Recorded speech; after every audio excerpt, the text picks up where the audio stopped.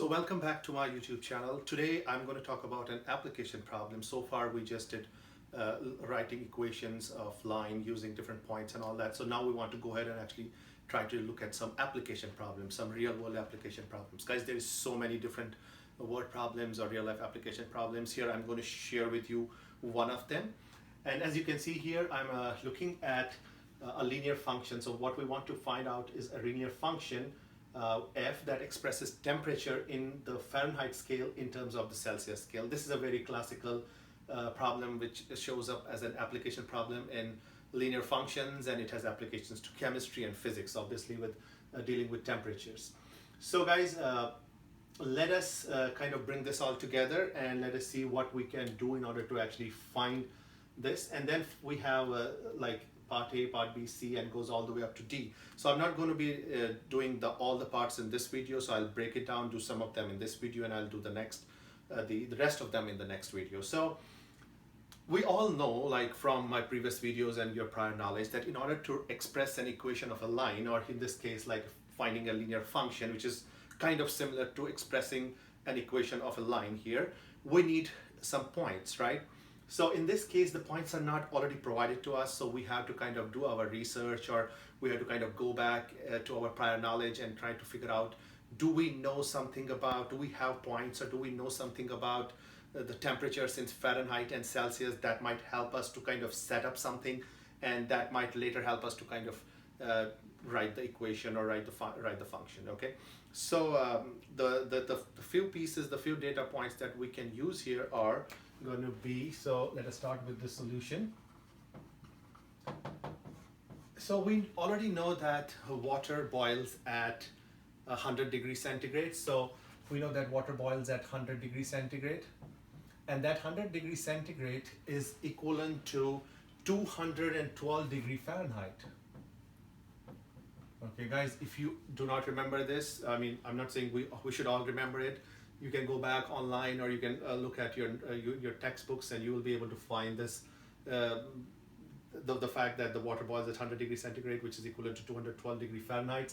There's another thing we know, which is when does water, at what temperature does water freeze? So water freezes at 0 degree centigrade, and that is equivalent to 32 degree Fahrenheit.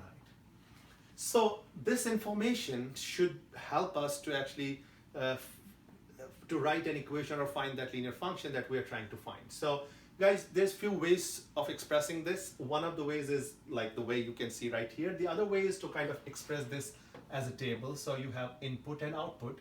So the input is X and output is Y. That's how we usually refer input and input and output, excuse me. But in this case, it says, so the wording is very critical here. So that is very important. I think that is the most important thing here. It says we want to express Fahrenheit in terms of Celsius. So when it says Fahrenheit in terms of Celsius, that is already telling us that Fahrenheit is supposed to be our output, the Y value, and the degree centigrade is supposed to be our input, okay? So based on that, in terms of, so I'm going to kind of underline this key thing because that is the most critical thing here.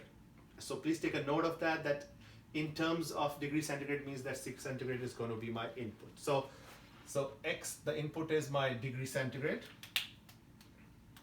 So degree centigrade, I'm going to use C, and the output is F, okay?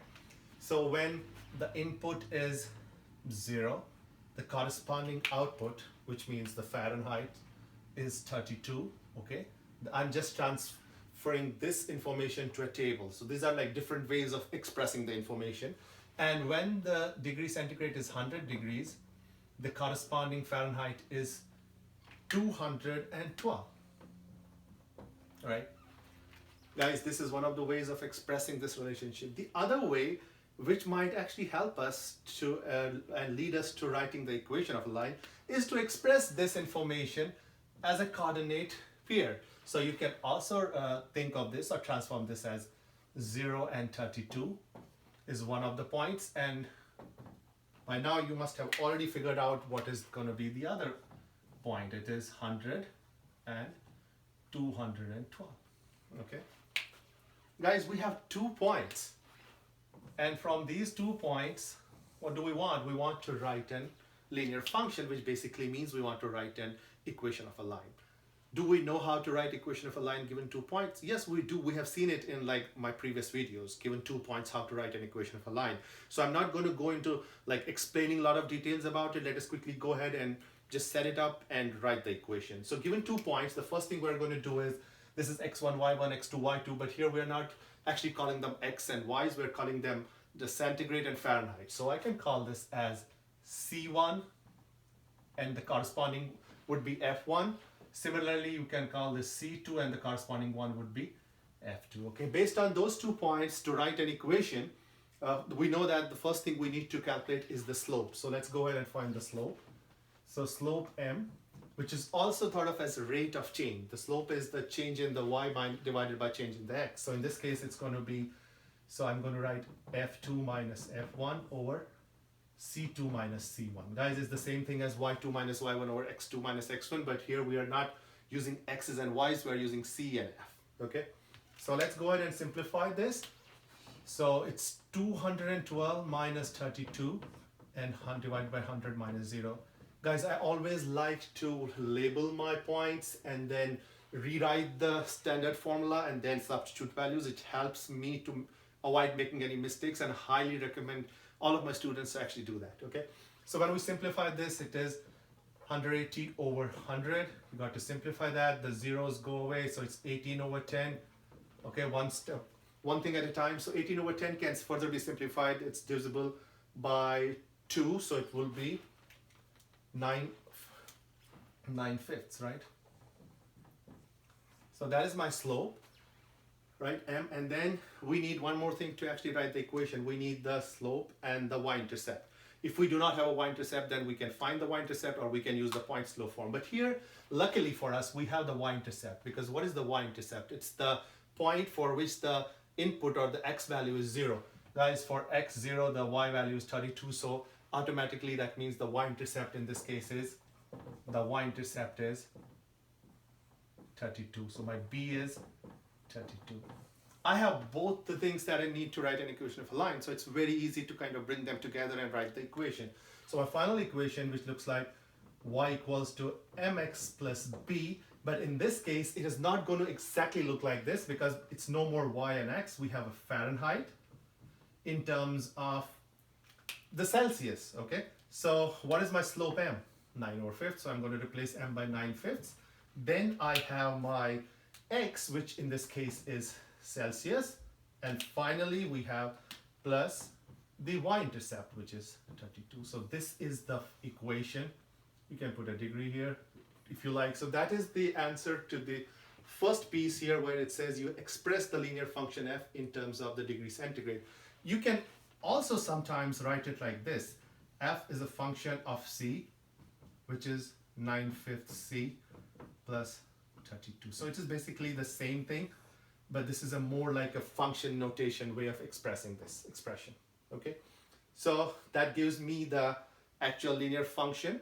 And now let us go ahead and quickly do, we can do probably part A here, and then I'll do rest of them in the next video. So for part A, now guys, it should be pretty simple. It says convert 20 degrees centigrade into Fahrenheit. You already have a conversion formula, right? So I'm just going to write the degree Fahrenheit is 9/5, and the centigrade temperature is already given to me, it is 20, so I'm going to just replace or substitute centigrade by 20. So this, I put this in parentheses, and then there is a plus 32. Okay, let us do our math carefully. So 20 divided by 5 is 4, so it is 9 times 4 plus 32, which is 9 times 4 is 36 plus 32, and when I add these we get 68. So it is 68 degrees. So what does that mean? When the temperature is 20 degrees centigrade, that is equivalent to 68 degrees Fahrenheit. Okay, guys, first we created the formula. Once we have the formula, then we are able to actually answer all these questions. Okay, so I'm going to stop right here for this these two pieces, and then in the next video I'm going to do the other ones. Okay, thanks.